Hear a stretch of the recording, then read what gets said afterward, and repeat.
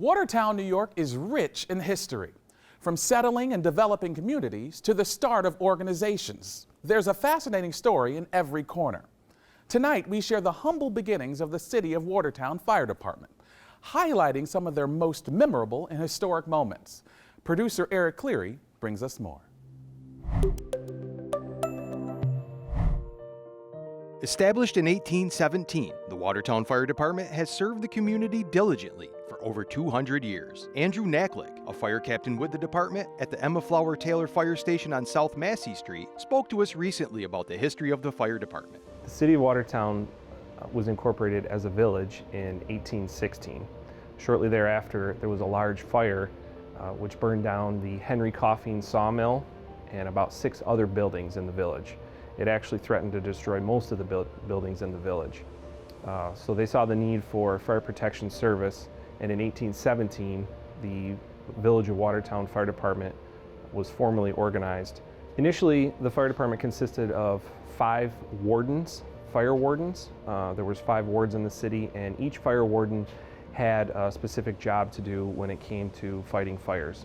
All of the citizens in the village were required to have a leather bucket in their home, and at the sound or shout of fire, they would ring the bell at City Hall, and that would summon all the firefighters and all the essentially citizens to wherever the fire was located, and it was really a group effort when it came to fighting fires.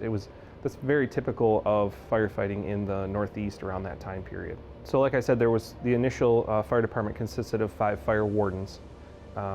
And then as that transitioned into a more organized force, they elected fire chiefs when it was a volunteer organization. Up until the year 1900, when the city saw the need for a more formal fire protection service, they disbanded the volunteers and they went to a full paid service. And the first fire chief at that time was Fred Morrison.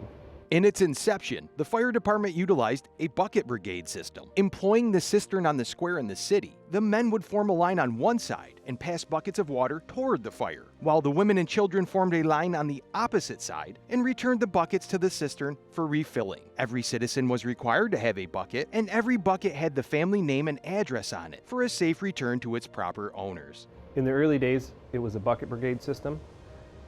They saw that didn't work very well. So there was a lot of new inventions around that time period. Hand pumpers became available. The city purchased several of those. They went to hose carts, where it essentially was just a cart with a bunch of hose wound up on it, and that would allow them to move water from one place to another. Turn of the century, the steam engine became available. The city purchased several steam engines that went into use in the city, and then they transitioned to gas and eventually diesel fire engines. Over the years, many of the duties of the fire department have changed, and many have stayed the same. Naklick says that the majority of calls the department responds to today are medical. All of the daily activities of the station are entered into a logbook, which were originally known as watch books. Some of the things that we would put in the logbook would be a dynamite notice, and that was pretty typical. If you transported or used dynamite within city limits, you had to notify the fire department. They must have used dynamite a lot 100 years ago, because there's a lot of dynamite entries. Tar kettles were another thing. If somebody had a tar kettle in the city, they had to notify us of that. So if we responded, they would be aware of it. One of the things that they did back then was they had box alarms. The city had call boxes all throughout the city, and if you pulled the alarm, it would summon the fire department pre-telephone. So you'd see a lot of box alarm responses, and those were kind of scary because you didn't know what you got till you got there. It could be a fire, it could be a kid that wanted to see the fire truck. You never knew. With history comes tradition, and for the Watertown Fire Department, it's no different. You know, as with any fire department, we have a lot of tradition here, especially after 200 years. A lot of things stay the same. Some things change, but there's 2 things that firefighters hate: change and the way things are. So we carry on a lot of the good traditions, and we try to get rid of the bad ones. One of the more interesting traditions is we don't wash the front of the trucks every day. And that would confuse most people. It confused me when I first came on the job. I went to wash the front of the truck, and one of the old timers said, "Hey, what are you doing? Don't wash the front of the truck." I said, "Why not?" And they said, "Well, it's bad luck." And I said, "Well, it's dirty." And they said, "Well, it doesn't matter." I said, "Okay, I'm not gonna mess with luck." So we do wash it when it gets dirty, but there's always that joke that we don't wash the front of the truck.